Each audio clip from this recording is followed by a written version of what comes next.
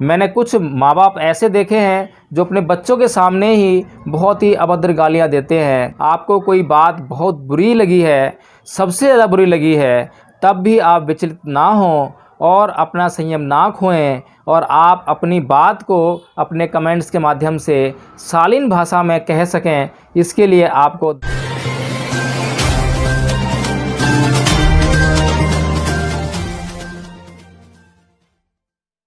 साथियों, नीलम बौद्ध जी का एक वीडियो अभी NB न्यूज़ 24/7 पर बहुत वायरल हुआ और काफ़ी अच्छा वीडियो था, जिसमें कि हिंदू कोड बिल के बारे में जानकारी दी गई और बताया गया कि किन परिस्थितियों में किस प्रकार से हिंदू कोड बिल को बाबा साहेब ने लागू करवाया और किस तरह से संसद ने पहले उस हिंदू कोड बिल को मानने से ही इनकार कर दिया, उसको पारित नहीं किया, उसको पास नहीं किया और उसका विरोध करने में भारत की वह नारी जो आज हिंदू कोड बिल के माध्यम से अपने अधिकार हासिल करती है, अपने जीवन में पुरुषों से संघर्ष करने के लिए आज उसे एक हथियार मिला है, तो वह जो कानून उसके हाथ में आज है, उसका जो आधार है वह हिंदू कोड बिल ही है।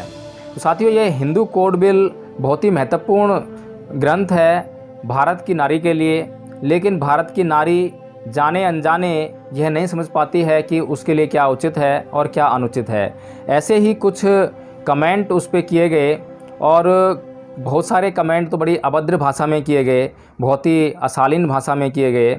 लेकिन क्योंकि हम लोग बुद्धिस्ट हैं और बौद्ध लोग कभी भी अशालीन भाषा का प्रयोग नहीं करते हैं, अभद्र भाषा का प्रयोग नहीं करते हैं और कभी भी ऐसा नहीं बोलते हैं जिससे कि दूसरों में कटुता पैदा हो या दूसरों में हमारे प्रति द्वेष पैदा हो। लेकिन साथियों, एक समस्या बहुत गंभीर है हमारे समाज में कि व्यक्ति दूसरों से जब द्वेष धारण कर लेता है तो उसकी दृष्टि बाधित हो जाती है।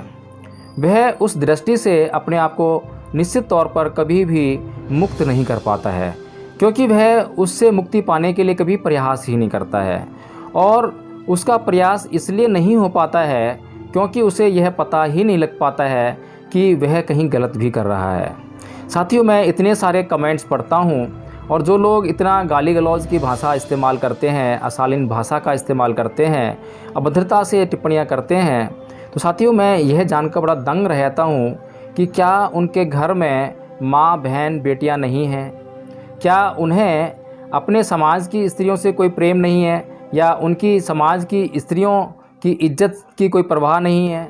साथियों, इस तरह से मैं देखता हूँ कि वे जिस लहजे में कमेंट्स करते हैं कि उन्हें किसी भी बात की परवाह है, मुझे नहीं लगता है। तो साथियों, यदि उन्हें ऐसा लगता ही नहीं है कि वे कुछ गलत कर रहे हैं तो वे उसमें सुधार कैसे करेंगे?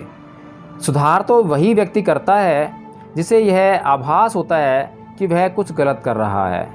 और यदि जिस व्यक्ति को आभास हो जाता है कि वह कुछ गलत कर रहा है तो वह तुरंत उस गलत को रोक देता है और दूसरा कि वह उस गलत को रोकने के बाद जो सही है उसको करने की दिशा में आगे बढ़ जाता है। तो साथियों, यदि किसी की भाषा अभद्र है, अशालीन है, गाली गलौज से भरपूर है, तो उसके दो कारण हो सकते हैं। एक कारण तो यह हो सकता है कि वह आदत से मजबूर है। ऐसे लोग हमने ऐसे कई लोग देखे हैं जो इस तरह की आदत से बड़े मजबूर दिखाई देते हैं। मैंने कई अपने रिश्तेदारी में भी लोग देखे हैं जो कि अपनी माँ, बहन, बेटी के सामने अपने सास, ससुर या कोई भी व्यक्ति बैठा है, कोई भी रिश्तेदार बैठा है, कोई भी रिश्ता उन लोगों से है, वे उनको कभी देखते ही नहीं है कि वो किसके सामने क्या बोल रहे हैं। ऐसा इसलिए होता है कि वे बिल्कुल भी जागरूक नहीं हैं। वे अपने शब्दों पर बिल्कुल भी नियंत्रण रख पाने में असमर्थ हैं या समर्थ नहीं हैं। इसीलिए वो जो मन में आता है, जो जुबान पर आ गया, बस उसे बोलने से मतलब है। उसमें ये देखना ही नहीं है कि उस बात का क्या अर्थ है या जो शब्द बोल रहे हैं उन शब्दों का किस व्यक्ति के लिए क्या अर्थ निकलता है।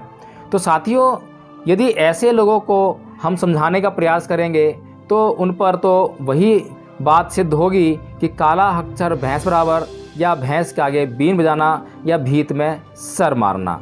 तो साथियों, इन सभी बातों का कोई फ़ायदा नहीं होगा। लेकिन मैं उन लोगों को जो अपने माँ, बहन, बेटियों, अपने समाज की स्त्रियों की इज्जत की परवाह करते हैं और जो उनकी परवाह करते हैं और वे चाहते हैं कि उनके घर में जितनी भी उनकी माँ, बहन, बेटियां हैं, समाज में जो बेटियां हैं, उनकी दूसरे लोग भी उसी तरह इज्जत करें। साथियों, मैं कई बार रोड चलते हुए पार्कों में, जहाँ पर भी जो सार्वजनिक स्थल हैं, जो लोगों की आवाजाही के स्थान हैं, वहाँ पर अक्सर मैं छोटे छोटे बच्चों को, युवाओं को या तो नशे की हालत में या बिना नशे की हालत में गाली गलौज खुल्लम खुल्ला बहुत अभद्र गालियाँ देते हुए मैं उनको देखता हूँ। साथियों, बहुत बुरी सभ्यता से हम गुजर रहे हैं। ऐसा हमने पहले कभी देखा नहीं, कभी सुना नहीं कि इस तरह का माहौल पहले कभी किसी ज़माने में रहा होगा।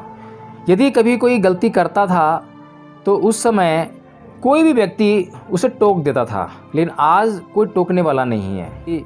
आज यदि आपने किसी राह चलते व्यक्ति को टोक दिया या उसे सही राह पर चलने की थोड़ी सी हिदायत दे दी या उसको गाली गलौज की भाषा प्रयोग ना करने के लिए बोल दिया, तो वह आपको किसी हथियार से घायल कर देगा या कुछ गुंडों को लेकर आएगा, आप पर हमला कर देगा या आपके प्रति किसी भी प्रकार की आपराधिक कार्रवाई को वह करने से कभी नहीं चूकेगा। तो साथियों, आखिर ऐसा क्या किया जाए कि ऐसे लोगों को समझाया जाए। अभी मैंने धम्मपद के बहुत सारे ऐसे पदों को बोला और उन्हें हिंदी में अनुवाद भी करके बताया। उसके 2 वीडियो NB News 24/7 और धम्मपद इंडिया पर पड़े हुए हैं। उन्हें आप देख सकते हैं और उनको समझ सकते हैं। वे आपके जीवन की उन्नति के लिए आपका मार्ग प्रशस्त करेंगे।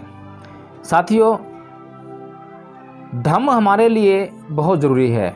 बिना धम्म के हम जंगली पशुओं की भांति विचरण करते हैं और जंगली पशुओं की भांति ही एक दूसरे से व्यवहार करते हैं। साथियों, हम यह समझ ही नहीं पाते हैं कि क्या अच्छा है और क्या बुरा है। जैसा कि तथागत बुद्ध ने कहा कि सब पापस्य अकर्णं कुशलस्य उपसंपदा सचित्त परियोदपनं एतं बुद्धानुशासनं। यानी कि यदि मैं इसका अर्थ समझाऊं कि सभी प्रकार के पाप कर्मों का ना करना और सभी प्रकार के कुशल कर्मों का करना, उनका संचय करना, उनको इकट्ठा करना और अच्छे चित्त का निर्माण करना, यही बुद्धों का शासन है। यदि मैं कहूँ कि यही धर्म की परिभाषा है तो आप इससे कभी भी इनकार नहीं कर सकेंगे। लेकिन यदि यही धर्म की परिभाषा है और पाप और पुण्य के बीच में ही धर्म परिभाषित होता है, तो हमें अपने जीवन में यह देखना होगा, अपने व्यवहार में यह निश्चित तौर पर जांचना होगा कि हम अपने व्यवहार से, अपनी वाणी से, अपने कर्म से, अपने मन से कब पाप करते हैं और कब पुण्य करते हैं। यदि हम अपने मन, वचन व कर्म से पाप कर रहे हैं तो हमें यह जानकर कि हम पाप कर रहे हैं तुरंत उसको रोकने के लिए चेष्टा करनी चाहिए, अब प्रतिबद्ध हो जाना चाहिए। यदि हम उन पापों को रोकने के लिए प्रतिबद्ध हो जाते हैं, संकल्पित हो जाते हैं और तुरंत उसमें प्रयासरत हो जाते हैं, तो हम एक दिन निश्चित तौर पर उस पाप से मुक्ति पा लेंगे और उस पाप से मुक्ति पाएंगे तो वो पाप के बदले जो आप करेंगे वह पुण्य होगा। तो जो आप पुण्य करेंगे तो वह धम्म है। आपको अपने जीवन में धम्म को करना है, धम्म को धारण करना है, धम्म को समझना है और धम्म को समझने के लिए और आप सोशल मीडिया पर अच्छा व्यवहार करें, अच्छे कमेंट्स लिखें। आपको कोई बात बहुत बुरी लगी है, सबसे ज़्यादा बुरी लगी है, तब भी आप विचलित ना हों और अपना संयम ना खोएं और आप अपनी बात को अपने कमेंट्स के माध्यम से शालीन भाषा में कह सकें। इसके लिए आपको धम्म के मार्ग की बहुत भारी आवश्यकता है।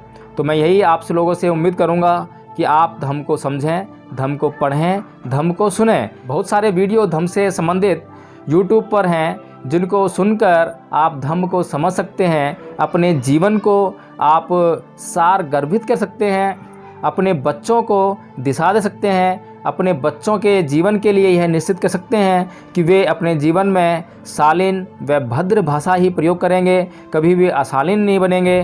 क्योंकि हम जानते हैं साथियों, यदि एक बार आदत खराब हो जाए, यदि आपके बच्चे एक बार गलत राह पर चले गए तो फिर वे कोई IAS IPS ऑफिसर कभी नहीं बन पाएंगे। वे कोई गली का गुंडा मवाली ही बनकर रह जाएंगे, चोर उचक्के बनेंगे।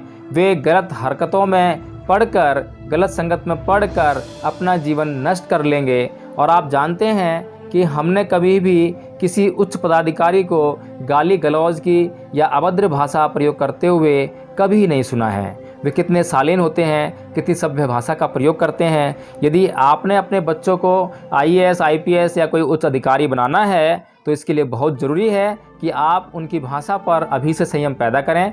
और वह तभी संभव है तब यह आप खुद जानते हो कि क्या सही है और क्या गलत है, कौन सी भाषा शालीन है और कौन सी भाषा अशालीन है। तो यदि आप खुद जानते होंगे तभी अपने बच्चों को उस संबंध में निर्देशित कर पाएंगे, उनका मार्गदर्शन कर पाएंगे। मैंने कुछ माँ बाप ऐसे देखे हैं जो अपने बच्चों के सामने ही बहुत ही अभद्र गालियाँ देते हैं, और अगर वो अपने बच्चों के सामने ही अभद्र गालियाँ दे रहे हैं तो उनके बच्चों से वो कैसे उम्मीद कर सकते हैं कि वे अभद्र गालियों को छोड़कर कुछ भद्र भाषा का प्रयोग कर सकेंगे। तो साथियों, हमें समझना चाहिए और सीखना चाहिए, अपने जीवन को अच्छे मार्ग पर लगाना चाहिए। जय भीम, नमो बुद्धाय। अपना चैनल, आपका चैनल, समाज का चैनल, देश का चैनल NB News 24/7 को आप लाइक करें, सब्सक्राइब करें और ज्यादा से ज्यादा इसकी वीडियो को शेयर करें ताकि हर खबर को मैं आप तक आसानी से